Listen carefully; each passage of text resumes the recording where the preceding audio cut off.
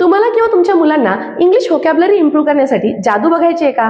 तर हा व्हिडिओ नक्की बघा, त्यामध्ये आपण एक जादू सांगणार आहोत. आणि ती कोणती आहे बघा, तर एक ठराविक वेगवेगळे शब्द घेऊन त्याच्यापासून नवीन शब्द तयार करून आपण तिन्ही शब्द कसे लक्षात ठेवतो हे बघणार आहे.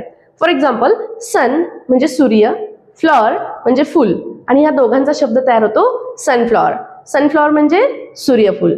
रेन म्हणजे पाऊस.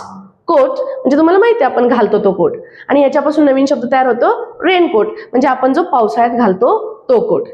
रेन म्हणजे पाऊस, बो म्हणजे नमस्कार करणं, आणि याच्यापासून एक नवीन शब्द तयार होतो रेनबो, म्हणजे ज्याला आपण इंद्रधनुष्य असं म्हणतो.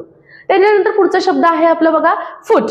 फुट म्हणजे पाऊल, आणि बॉल म्हणजे चेंडू आपण ज्याला म्हणतो, आणि याच्यापासून एक नवीन शब्द तयार होतो फुटबॉल, म्हणजे पायाने जो आपण खेळतो तो फुटबॉल. आणि पुढचा शब्द आहे तो म्हणजे टूथ. टूथ म्हणजे दात. ब्रश. ब्रश म्हणजे ब्रश, आणि याचा एकत्रित शब्द तयार होतो टूथब्रश. टूथब्रश म्हणजे काय? दात घासण्याचा ब्रश. सो या पद्धतीने जर तुम्हाला व्होकॅब्युलरी इम्प्रूव्ह करायचे असेल तर या चॅनलला सबस्क्राईब करा, आणि त्याचबरोबर तुम्ही बेल आयकॉन सुद्धा प्रेस करा, म्हणजे तुम्हाला नवीन व्हिडिओची नोटिफिकेशन मिळेल. थँक्यू.